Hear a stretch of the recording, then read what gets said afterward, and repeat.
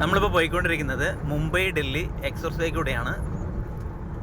താറിലാണ് പോകുന്നത്. 4x4 3 door താറ്. അപ്പോൾ നമുക്കതിൻ്റെ ഓണറോട് ഈ റോഡിൽ പോകുമ്പോഴുള്ള താറിൻ്റെ ഒരു എങ്ങനെ കാര്യങ്ങളൊക്കെ ചോദിക്കാം. ഇത് മിസ്റ്റർ സുശീൽ,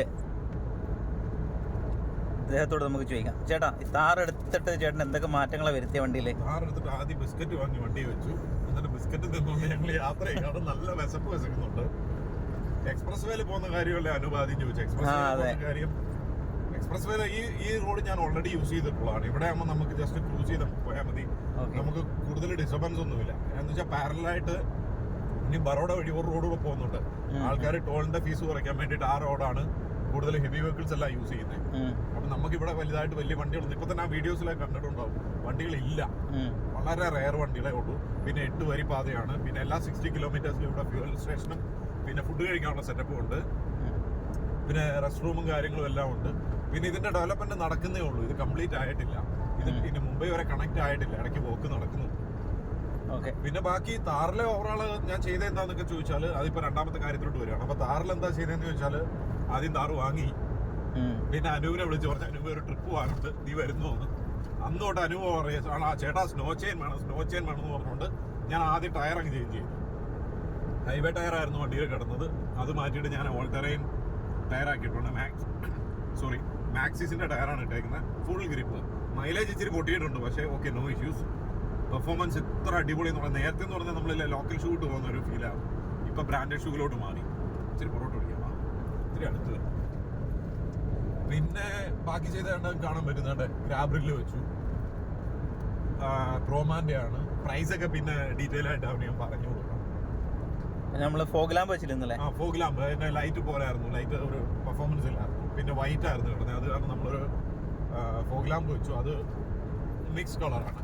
വൈറ്റ് അല്ല, യെല്ലോയോ അല്ല. നല്ല പെർഫോമൻസ്. അതിന്റെ പെർഫോമൻസ് അയാൾ കണ്ടിട്ടുണ്ടോ? രാത്രി എപ്പോഴും വീഡിയോ എടുക്കണം, നമുക്ക് കാണിച്ചു കൊടുക്കാം. പിന്നെ അല്ലാതെ ചെയ്തതെന്ന് പറഞ്ഞാല് പിന്നെന്താ ഇത്രയൊക്കെയുള്ളൂ. പിന്നെ കുറെ മൊബൈൽ സ്റ്റാൻഡുകളും അതും ഇതും എല്ലാം പിടിപ്പിച്ചു, ആവശ്യമുള്ള കാര്യങ്ങൾ. പിന്നെ ബാറ്ററി അത് മാറ്റി. ചേട്ടന്റെ ഇത്രയും ദിവസത്തെ എക്സ്പീരിയൻസിൽ താറിനെ കുറിച്ചൊരു റിവ്യൂ പറയാൻ പറഞ്ഞാല്, താർ എല്ലാവർക്കും പറ്റിയ വണ്ടിയല്ല. നിങ്ങൾ ഫാമിലി ഓറിയന്റഡ് മനുഷ്യനാണെങ്കിൽ നിങ്ങൾ താർ റോക്സിലോട്ട് പോവുക. താടിയിൽ ബിസ്ക്കറ്റ് ഇട്ടുണ്ടെങ്കിൽ സോറി. പിന്നെ താറ് നമ്മളെ പോലുള്ളവർക്ക് പറ്റിയാണ്. പക്ഷെ അത് പഴയ ബുള്ളറ്റ് ഓടിക്കുന്ന ആൾക്കാരില്ലേ, അവർക്ക് താറ് പഴയ താറാണ്. അത് പഴയ താറെന്ന് പറഞ്ഞാൽ ഇതിനെക്കാട്ടി കുറച്ചുകൂടെ ഭയങ്കര കുലുക്കവും കാര്യങ്ങളൊക്കെ ഉണ്ടാവും.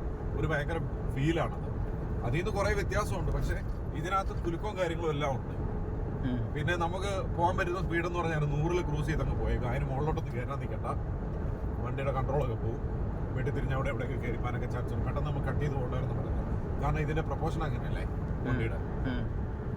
പിന്നെ ബാക്കി ഏറ്റവും അടിപൊളി കാര്യം എന്താണെന്ന് വെച്ച് കഴിഞ്ഞാൽ ഇതിലൊരു ലൈറ്റൊക്കെ അടിച്ച് കാണിച്ചു കഴിഞ്ഞാൽ ആൾക്കാർ മാറും. പിന്നെ ഇതിന്റെ സിറ്റിംഗ് പോസ്ചറൊക്കെ നല്ല അടിപൊളിയാണ്.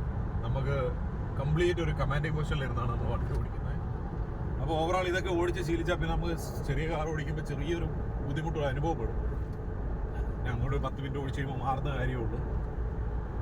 കാറല്ല, ഇനി അടുത്ത് നമുക്ക് വേണ്ടത് റൂബിക്കോൺ. അതിലോട്ട് എത്തണം. അതിനുള്ള പ്രയത്നത്തിലാണ് ഞാൻ. ഓക്കെ. അതുപോലെ ഈ താറിന്റെ ഏത് വേരിയന്റ് ആണ് കാര്യങ്ങളൊക്കെ എന്ന് പറഞ്ഞ്? താറിന്റെ LX വേരിയന്റ് ആണ്. ഓട്ടോമാറ്റിക് 4x4 പീച്ച് കളർ എന്ന് വെച്ചാൽ നമ്മൾ പച്ച കളർ എന്ന് പറയും. മൈലേജ് എത്ര ഉണ്ട്? മൈലേജ് എനിക്ക് 18 വരെ മൈലേജ് കിട്ടിയിട്ടുണ്ട്. അത് പക്ഷേ ഈ ടയറിലല്ല, ഇതിന് മുന്നേ കിടന്ന റോഡ് ടയറിൽ, ഹൈവേ ടയറിൽ എനിക്ക് 18 വരെ മൈലേജ് കിട്ടിയിട്ടുണ്ട്. അതിന്റെ ഫോട്ടോ അന്ന് ഞാൻ എടുത്തു വെച്ച് എനിക്ക് തോന്നി ഇനി വണ്ടിക്ക് ഭ്രാന്തായതാണോ എനിക്ക് ഭ്രാന്തായോ എന്നുള്ള സംശയം കാരണം ഞാൻ ആ ഫോട്ടോ ഒക്കെ എടുത്ത് വെച്ചായിരുന്നു. ഇന്നും ഇപ്പോൾ വരുന്ന വഴി എനിക്ക് 15 വരെ കിട്ടുന്നുണ്ടായിരുന്നു ടയർ മാറിയതിന് ശേഷം. പിന്നെ നമ്മളിപ്പോൾ പോകുന്ന ഒരു 100-ലാണ് 13.9 ഇപ്പോഴും വണ്ടി തരുന്നുണ്ട്. ഓക്കെയാണ്. ഇത്രയും CC higher CC 2 point something ഉള്ള ഒരു വണ്ടി ഇത്രയൊക്കെ ആവറേജ് തരത്തുള്ളൂ. ഇപ്പം ജൈമിൻ്റെ ഹൈലക്സ് എടുത്തു കഴിഞ്ഞാൽ 9-ഉം 10-ഉം ഒക്കെയാണ് അത് ആവറേജ് കൊടുക്കുന്നത്. അപ്പം നമുക്ക് ഓക്കെയാണ്. 2 പേര് പോകണമെന്നേ ഉള്ളൂ. പെട്രോൾ അടിക്കാൻ ഒരാളെ ഒപ്പിക്കാം, ഡീസൽ അടിക്കാൻ. ഈ ലഗേജിന്റെ ഒരു സ്പേസിന്റെ കാര്യത്തെ കുറിച്ചൊക്കെ പറയുകയാണെങ്കിലോ, 2 പേർക്ക് ലഗേജിന്റെ സ്പേസ് ഇഷ്ടം പോലെയാണ്. പുറകിൽ ആൾ വന്നാലുള്ള കാര്യം നോക്കിയാൽ മതി. അല്ലാതെ നമുക്ക് വേറെ ഒരു സീനുമില്ല. ഓക്കെ.